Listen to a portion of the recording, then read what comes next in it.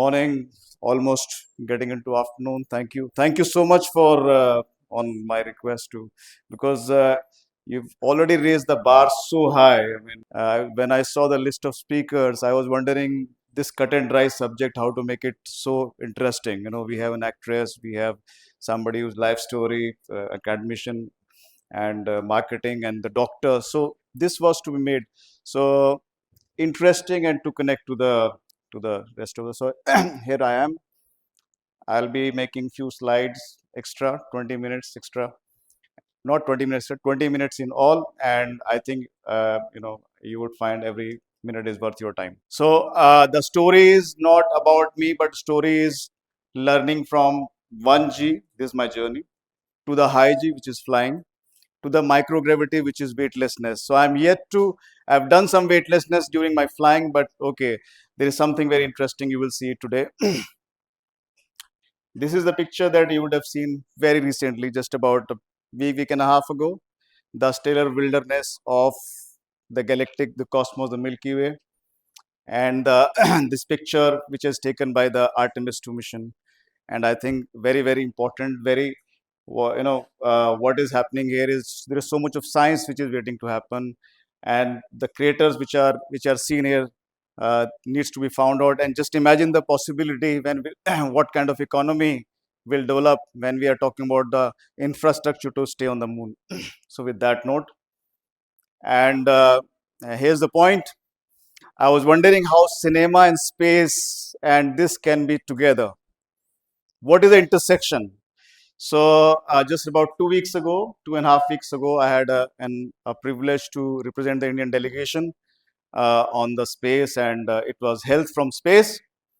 And this is the famous Khan Auditorium. And when I was delivering the talk, I was wondering what is common between the space and cinema, for example, because this is an iconic auditorium. So it was that what came to my mind is that it's like this, that both invite the dreams to invite the dreams beyond boundaries. So when we talk about space, it's a fragile home. If you look from the top, it's a fragile home, and it's unite everybody. Likewise, cinema, there is no culture. Madam was speaking in Kannada, but I could understand half of that, but the passion that flows, you can correlate to. So that's the beauty of that, and that's the connection. So hence, this is the point I wanted to make a mention. A small journey about my education. This morning, when I was with the dean and many deans and also the chancellor, the common element is education, and that's why everybody in this hall, we're sitting together and talking to each other. So that's the power of education, bringing world together. So well, that's my story from Chandigarh to Netherlands to Switzerland and France and present. And of course, I'm a proud Kendriya Vidyalaya student through and through. So I'm not going to read, don't worry, not going to read everything, but it's a collage of my experience in the defense and aerospace. And till this point in time, I'm still on the 1G journey. So that means I was a scientist designing machines, aircraft, engines, for example, and not yet flying. And therefore, to this point, on various aircraft and various missions that I worked on. And with that education and the work, the key message I want to make is that it gives you such a big perspective. Like I've traveled practically half the world and on one planet, and let's hope, God willing, to the next planet in years from now. What do we do? Now, here's the journey from the high G condition. So 1G is learning to walk. So anything that we do in 1G is a luxury, and I'll tell you why. Because in microgravity, if you are sleeping, you cannot be sleeping horizontal, and all those things are. So as a flight test engineer, you have a job to do, and you fly, you test the machines in the first time, and you qualify the aircraft for airlines that you fly today. 320 Neos, for example, I was also the flight test engineer there and performed some experiments, and that certifies the aircraft. So that's flight test engineer's job. And here's the video.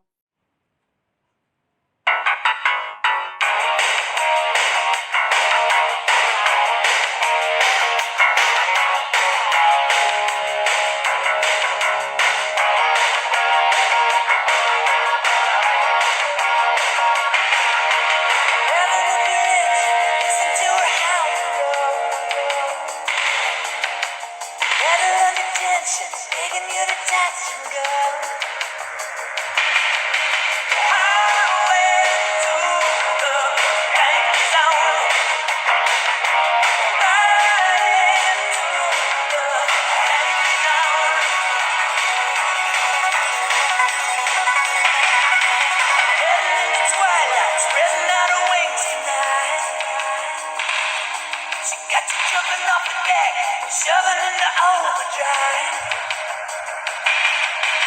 Highway through the danger zone. I'll take you right through the danger zone. Never say hello to you until you get it on the red line low. You never know what you can do until you get it on the line where you can go.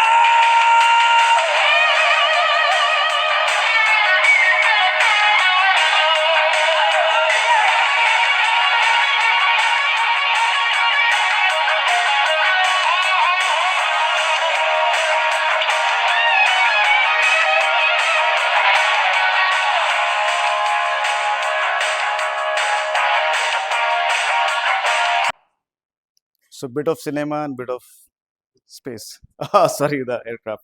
Okay, a number of so many students or many audience probably would be interested. What you do to get there? Actually, I did not do much. You just follow the passion, as everybody has said in their form, in some shape and form. You just pursue a passion.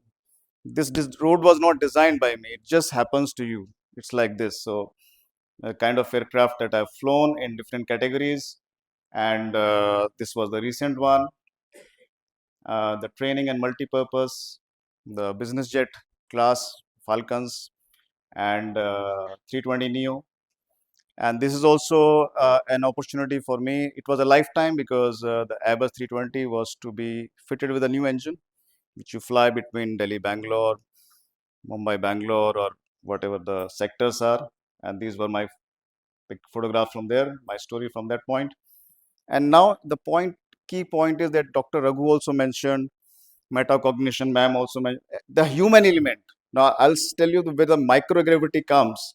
The human element starts to creep the pitch in, because till this point I am just talking about machines, and this was an experiment that we did just about in December 2005 or 2025 for my cognitive abilities, and we'll talk about metacognition, just reverse of that.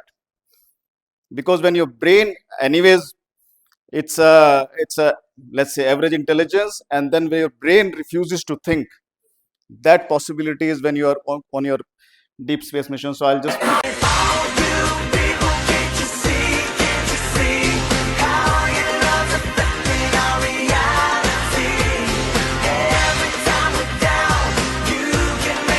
so it was, the song was fused, but what's happening here is my cognitive load is tested by the instructor. That means he's telling me the task on, so about the listening, for example. So my eye tracking, so you may see I'm having fun, but it's the same time I'm giving my test, somebody sitting behind, and also the test pilot. So the point is that giving me a question like this, that for example, the series number is A12356 Bravo. Now reverse. So I have to tell that in a few seconds. So that, and everything gets recorded. So that that talks about your human performance in a degraded condition. At the same time, you're also flying. So maintain your speed, you maintain altitude, you maintain your heading, etc. So that's about using your human performance in such condition. Now let's come to the space part. So I spoke about the 1G, which is we are all in. So we are all actually astronaut in this hall, because if you just consider Earth as a hanging spaceship, we are actually hanging in somewhere in the universe, and a very small speck before the entire galactic vastness. And I would say that in that space, what changes? So this was about 2 weeks ago. Oh, sorry, about a week and a half ago. We were all together, and we were sorry, and we were discussing about the human space flight changes, because everybody knows that Gaganyaan is going to be the next big program by the government. So of course I'm in the making, and the rest of the three are the envoys of the mankind. It's a legal definition. It's very important because changes your perspective. And as I said, space unites everybody, because then you start to see no boundaries. Once one earth, one world. So that's very, very important, very profound impact when you do this training. This was a session just about a couple of weeks ago. And of course, now the people think, why, how things happen to you. is not that it's always that you need to train or chase that. There are certain manifestations. So, like, when he was launched, we were in school. Some astronauts, when I've had one-to-one interaction without thinking that one day I'll be on this journey. Very, very important for us to kind of follow, or just to keep that in mind. Kalpana Chawla, my college senior, super senior. So these are the manifestations. When Kalpana Chawla was launched, we never thought that I was in the final year of engineering in Chandigarh. So never thought that one day, one could be on this path. So these are the manifestations. When I was doing, so now when I connect the dots, I see that there have been things which were somebody say, the first universe is conspiring to put you on that path. The first speaker said so. Apollo 11, and this was my current batch of astronaut candidates in France. So when I came back, I finished my survival training, which is what I wanted to share it with you. When your brain and other human performance starts to decline, this was our astronaut Jean-Francois Clairvoy. Why I mentioned you don't have to worry about the name, but what is important was again the cosmic connection. Jean-Francois Clairvoy was also the astronaut selection and the coach for Kalpana Chawla. Same college, my senior, and he asked me, okay, you're coming from the same college again. He's my instructor as well today. So many people think, what is astronaut? Just operators of complex machine, and in a very hostile, very confined, and very isolated environment. For example, if you have to travel from here to the Mars or the Moon, of course, you could do it in 12 or 15 days, whatever is possible, but Mars could be 6 months mission. So you're in a small capsule with same 3 people or 4, 6 months journey. Imagine what should be your psychological condition. So all those things are trained on Earth so as to deal with that environment. This is psychological resilience. Isolation, people talk about depression. We are put in the real isolation so that people can understand what happens to your brain, and that's where the degradation of this thing. Second thing about the medicine part, that our bone density reduces. We all know, there is no science about it, we all know that, but there is an exercise that needs to be done. So there's an aerial yoga which is actually taught on Earth, so that because there is no gravity, so there is no place to stand, so you will be doing yoga in different shape and conditions, different frame of references. Absolutely, you can be sleeping like this, with your bed uh, uh, attached to the wall or attached to the rooftop. So that's how it is. This is an interesting slide. So you cannot carry everything. I would just say that it's like if you are having a coffee today, is the coffee somebody had yesterday. So that's about how you manage the resources in the space. Last few slides of my talk was, how do you prepare for it? Because and the selection process itself requires a lot of psychological resilience. Number one, your of course mental condition, mental endurance, a lot of things, and as speakers before me had said, a lot of things. So here important thing is to measure how our brain functions in this isolation, in this long distance travel and total confinement. And here we were not even given food and water for days, so, and in a very, very different condition. The uh, mental fatigue was just using the map, because now we are not used to Google Map is what we use the map, take the compass, and you have your small instruments. Along with that, you make a 3D map in your mind, the mission is given to you, and then you are fatigued to the maximum physically. Imagine what would happen mentally thereafter. So some snippets of that. So what is important for the space mission is the human performance in extreme environment. Very, very, very critical. And just opposite of metacognition, I take this opportunity to introduce this term called mental viscosity. Viscosity, as engineering students from uh, most of the engineering branches can understand, that it is something when it retards it does not allow. It's a resistance, mental resistance, let's put it that way. So we were in a condition in such, after so many days of survival training, and we don't want to talk to each other. Imagine this is a 4 5 days. We're talking about 6 months mission, and then you're bound to have differences, no matter how good friends you are. It doesn't matter how good you know each other. It is going to. Now space, you cannot fight. You cannot throw somebody out of the window. So imagine. So that's a kind of equanimity, or I would say the performance that you need to demonstrate to be really ready for the mission. So mental viscosity is, I take this opportunity to. This is interesting. Now, since I'm yet to go to the microgravity in its uh, full perspective, but what is microgravity? And most of the many of you may probably not know. I assume that part, that how microgravity is actually created on Earth, like zero G condition and moon gravity condition. Hello, my name is Jean-François Clairvoy, astronaut and chairman of Novespace. Novespace, a subsidiary of the French Space Agency, owns this Airbus 310 0G, which is a real research laboratory for science, for research in microgravity, in weightlessness.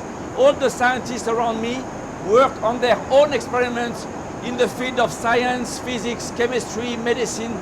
Novespace is also the operator of this aircraft.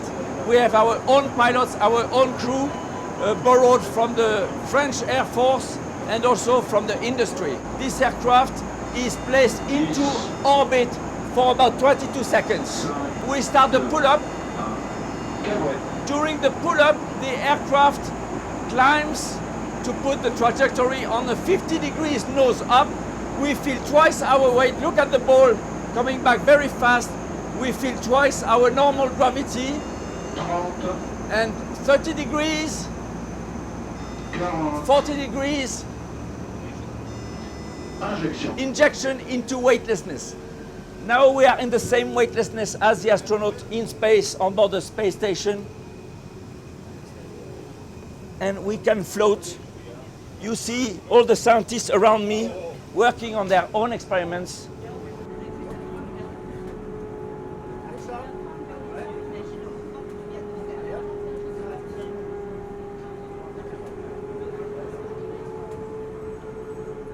They prepare the hardware in their laboratories, and now they are in weightlessness, the same weightlessness as the astronaut in space, but this time the scientists themselves are on their own hardware, doing good research and producing good science.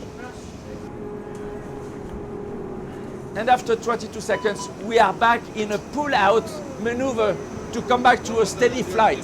We feel again twice our weight. And 2 minutes later, we will start another maneuver. Each maneuver lasts about 1 minute, 20 seconds of hypergravity, 22 seconds of weightlessness, and then 20 seconds again of hypergravity. So that's microgravity for you. Okay. It's done. Astronauts are prepared, and God willing, if things go well, in 3 months from now, I should be flying this. Now it's really about last couple of slides, and it is nothing to talk about. This is to put ourselves in a frame of reference. These are the real pictures of our universe. I hope everybody knows. If not, find time. James Webb Telescope images. These are the like pillars of creation, and for example, and these are nebulas, some galaxies. Early these are condensed gases. These we are talking about. The solar system could be just one dot here. That's the point. So if universe is so vast and so much waiting to happen, and that's where this come from. So I am also excited to explore this universe way beyond this planet and see what exactly is available for our curiosity. And that's where, if you talk about cinema, you go from one frame, you go to galaxy of emotions in one shot. And likewise in space, the same way we chase stars, and everybody is a star here. So these are my conclusions, but this perhaps people know that we are trying to chase, we are trying to find out lives on other planets or different part of the universe. Okay, and we have this sent this golden disk on Voyager. Perhaps people know that in case somebody is trying to find us, so they can fetch this and reconstruct where the planet Earth is and what kind of creature lives on Earth. That's our human beings. So that's on the okay. So last two slides for the conclusion. So my conclusion from my life story is, you plan from point A to point B, but in reality it's never like this. So accept and work around your solutions, think solutions in your life. That's first one. Second one, I took it from directly from the space, and this is my last slide. So please read it for yourself. So Pluto doesn't know. So don't think of criticism, skepticism. Do what you enjoy doing the most. I think that's the main message. So I wish you all the very, very best. Thank you so much for, thank you for the honor for giving me here to be able to share a little bit of my experience with all of you and everybody. As I said, is an astronaut on this spaceship called Earth. Thank you.